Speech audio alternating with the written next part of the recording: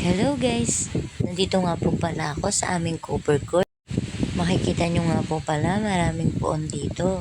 Kasi dito po inaayusan ang mga puon para sa gaganapin mamayang prosesyon. Dahil Holy Wednesday na nga po ngayon o Miyerkules Santo.